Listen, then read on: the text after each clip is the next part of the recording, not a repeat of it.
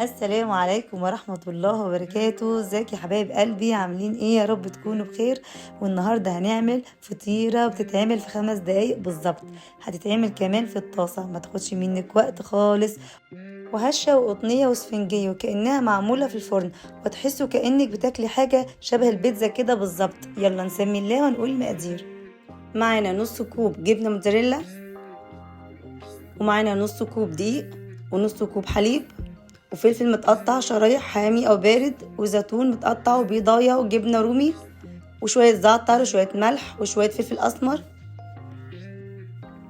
هنجيب بوله وهننزل بالبيضه، وبعد كده بنص كوب دقيق،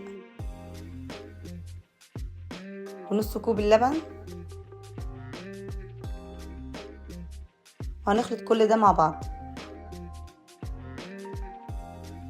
هنفضل نعمل كده لغايه لما تختفي اي بزغله معانا، وبعد كده نروح نازلين بمعلقه صغيره بيكنج باودر. وبعد كده انت بتشوف القوام بتاعك، لو لقيتيه لسه برضو سمكه خفيف شويه، يعني مش تقيل كده، يعني مش ماسك نفسه، بنروح حاطين معلقه دقيق. انا هنا اضطريت احط معلقه دقيق تاني، لقيت القوام عندي خفيف شويه.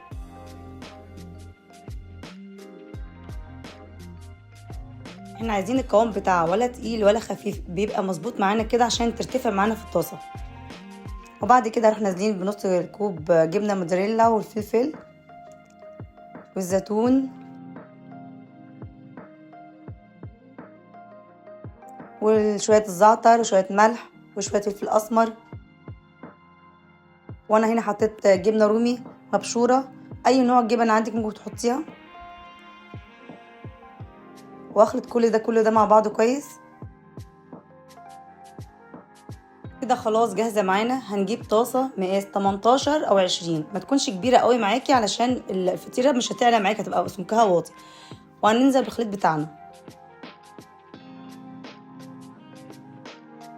وهنفرد كله كده في الطاسه بالشكل ده، تفرديها كويس. وهنبدا بقى نغطيها وهنسيبها على نار هاديه. وبعد ما تستوي معانا بالشكل ده كده، هنبدا بقى نقلبها على الناحيه التانية.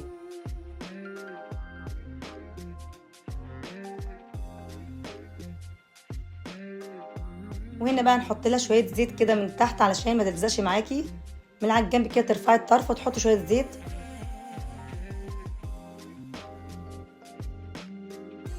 يفضل طاسه ما تكونش بتلزق فيها حاجه يعني. وهتدهني بقى الوش بتاعها بقى، لو عندك كاتشب او صوص بيتزا بتفرديه عليها من الوش كده، وتحطي اي خضار عندك، اي حاجه عندك عايزه تحطيها من على الوش وتضيفيها عليها. انا حطيت جبنه موتزاريلا، وحطيت الزيتون، وحطيت الفلفل، وحطيت جبنه رومي. اي حاجه عندك عايزه تحطيها حطيها، بس كل ده طبعا على نار هاديه.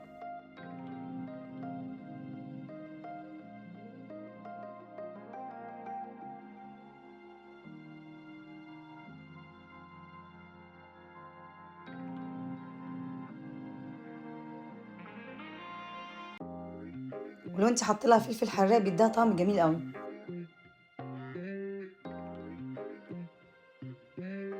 وهنغطيها تاني لغايه لما من تحت تستوي معانا، والجبنه الموتزاريلا تسيح بالشكل ده كده.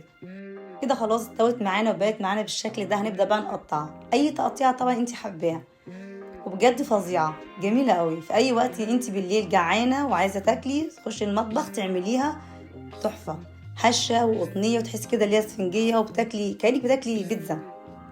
وما خدتش مني اي وقت ولا مجهود، بجد جربوها وان شاء الله تعجبكم. واستنى رايكم في الكومنتات، وما تنسيش تعملي لايك وشير ومتابعه للقناه عشان يوصلك كل فيديوهاتي. والسلام عليكم ورحمه الله وبركاته.